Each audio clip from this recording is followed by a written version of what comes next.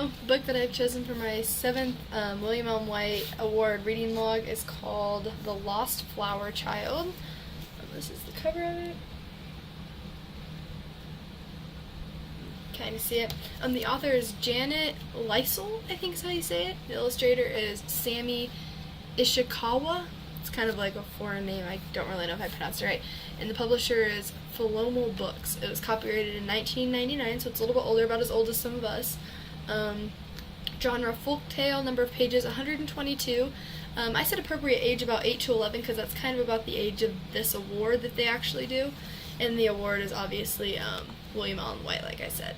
So this is actually about two sisters. Their names Olivia and Nellie, and their mom actually passed away before the book actually started, but it was, you could tell, like about a month ago.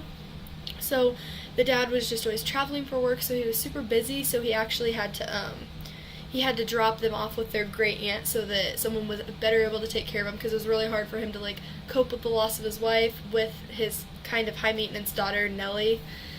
So Nellie's super like reliant on Olivia ever since this happened, and she's super kind of like high maintenance, has to do everything in a certain way. Like for example, she has to walk, when she's going down the stairs, she has to walk facing up the stairs and vice versa. It's just kind of, I guess she's a little bit OCD, you could say. So it's a lot of, takes a lot of getting used to for their great aunt that they're not used to being around. So basically they move in with their aunt, and there's this horseshoe shaped garden, and they go through a little bit of troubles at first, and the girls actually find a book in the attic that the great aunt actually keeps, and it's written by the person that used to live in that house. It talks about how these fairies came to the garden and cast a bad spell up on the children that were in the garden at that time and turned all the children into flowers. So it's up to them to find, and they say the only way to make this spell go away is by finding all 8 teacups that were on the table and setting the table as they are on the setting the table as it was when all of this happened, and then they have to find the tea kettle and then set it up kind of similar to the picture in the book, and then that would reverse the spell and all the flower people would come back to life, or the flower children, I guess you could say. So through this, Nellie becomes super, I guess, invested in finding these teacups, and we kind of watch her become a little more independent away from Olivia, which is super important, a big lesson in the story, and we see how she's very determined to find these teacups as well. So that's really neat to see how she grew as a person throughout this story. Olivia is also able to make newer friends when she goes off to school, and she feels more comfortable doing it because Nellie is now more independent, and she's more her own person, and she's not as high maintenance. She quit going down the stairs facing backwards or whatever she used to do. So that's super nice.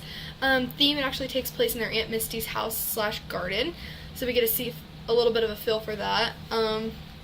The illustrations, let me see if I can find them. They're done with like black ink, as you can kind of see here. That's how most of them are, and they do a great job of telling like important parts of the story, I guess you could say. So it's really cool how they kind of incorporate those into them or whatever. And the interaction between the characters, I kind of just touched on that a little bit earlier. Reflective or personal response, I said it's very good for these kids to read the story. It teaches them to become passionate about something, and maybe if they have younger kids that look up to their older siblings, they can kind of get that interconnection of seeing what it's like for the older siblings and vice versa, that sense of responsibility or whatever. And I said it reminded me of a time when I was at my grandma's and we actually went down into the basement and kind of looked at some of her older stuff just to kind of connect to that historical side of the book and everything.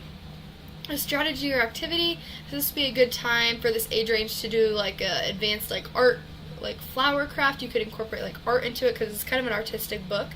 Or they could write a short paragraph expressing a time that they felt a sense of adventure or determination to finish something, kind of similar to the way that Nellie did in this book.